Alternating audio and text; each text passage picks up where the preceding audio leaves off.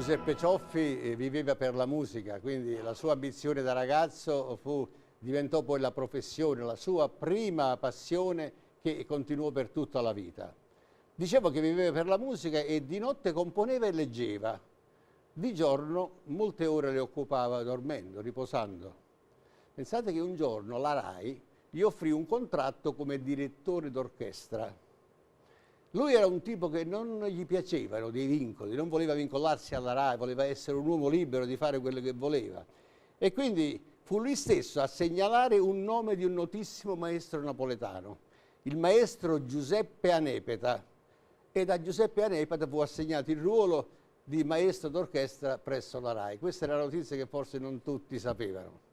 Passiamo alla prossima canzone, una canzone bella dolce, cantata in modo dolce da lei, che solo lei può farlo così, con amore, con la grande passione. Una canzone scritta nel 1951 da Enzo Bonagura e Giuseppe Cioffi, si intitola, faccio pure un segno con la mano, Scalinatella, con la sua dolcezza di sempre, con la sua grande verve artistica e la passione e l'amore per il canto. Ce la farà ascoltare nella sua unica interpretazione la signora Rita Siani. Prego.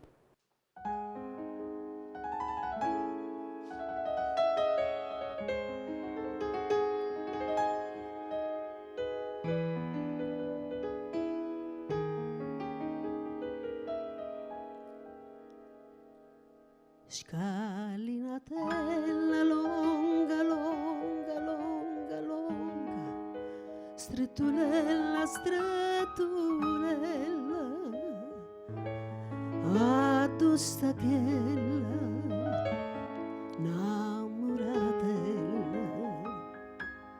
non spunta ancora, zucca, zucca, zucca, zucca, zucculilla, zucculilla, fasta viarella, scarubatella, addomana vogli tutti che gridano, addo sono pochi che stanchi chiagnere.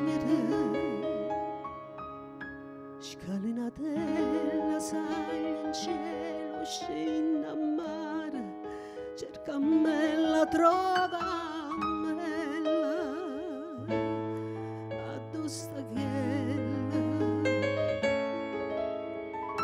namoratella, che la si è innamorata in un pittore.